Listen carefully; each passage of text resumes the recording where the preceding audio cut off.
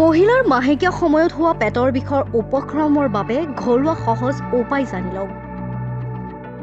আজি আমি আমাৰ এই বিশেষ প্ৰতিবেদনত আপোনালোকৰ বাবে লৈ আহিছোঁ মহিলাসকলে ভুগি অহা মাহেকীয়া সময়ছোৱাত হোৱা পেটৰ বিষৰ উপক্ৰমৰ বিষয়ে। কি কি খাব লাগে, কেনেকৈ প্ৰস্তুতি চলাব লাগে, কি কি কাম কৰিব লাগে আদি, যিবোৰ কৰিলে কোনো ছাইড এফেক্ট নহয়। সকলো মহিলাই ঘৰতে এই কামবোৰ কৰিব পাৰে আৰু কোনো খৰচ নহয়। মাহেকীয়া সময়ত পেটৰ বিষ সকলো মহিলাৰে নহয়। কিছুমানৰ মূৰৰ বিষ, ভৰিৰ বিষ, তপিনাৰ বিষ, পিঠিৰ তলত বিষ, নানান ধৰণৰ বিষ হ'ব পাৰে।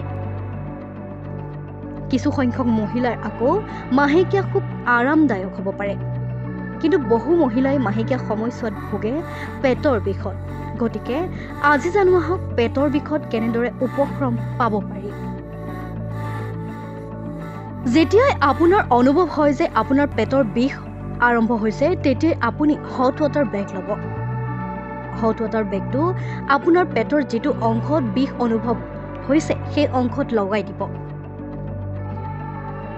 10 পৰা 15 মিনিট আপোনালোকে হট ৱাটাৰ বেগটো বিষোৱা অংশত লগাই থলে বিষৰ পৰা যথেষ্ট উপক্ৰম পাব। আপোনালোকক জনাও যে এটা হট ৱাটাৰ বেগৰ দাম যথেষ্ট কম। আৰু এই হট ৱাটাৰ বেগটোৱে আপোনাৰ মাহেকীয়া সময়ত হোৱা পেটৰ বিষ দূৰ কৰিব পাৰে। হট ৱাটাৰ বেগে সেক লোৱাৰ পাছত আপোনালোকে ওপৰলৈ মুখখন দি বিচনাত শুই দিব। গোটেই শৰীৰটো ঢিলা কৰি এৰি দিব। এনেদৰে 1 মিনিট সময় শুবলৈ চেষ্টা কৰিব। আকৌ 1 মিনিট সময় আপোনালোকে তেনেকৈয়ে তলপেট কৰি শুব। চাব কিছু সময়ৰ পাছত আৰাম পাব। তাৰ পাছতে ওপৰলৈ মুখ কৰি শুই ভৰিকেইটা সোফা বা চকী এখনত তুলি 1 মিনিট সময় ৰিলেক্স কৰিব। তাৰ পাছতে আপোনালোকে আপোনাৰ বিষ হোৱা অংশত মিঠাতেল, তিল তেল আদি তেলেৰে 2খন হাতেৰে খুব লাহেকৈ মাছাজ কৰিব। এই কামখিনি কৰাৰ পাছতে আপুনি একাপ চাহ খাব। এই চাহকাপ আপুনি নিজেই প্ৰস্তুত কৰিব। এই চাহকাপত ব্যৱহাৰ কৰিবলগীয়া বস্তুকেইটা হ'ল আদা, জিৰা, চফ, ডালচেনি। এনেদৰে একাপ আপুনি গৰম চাহ খাব পাৰে।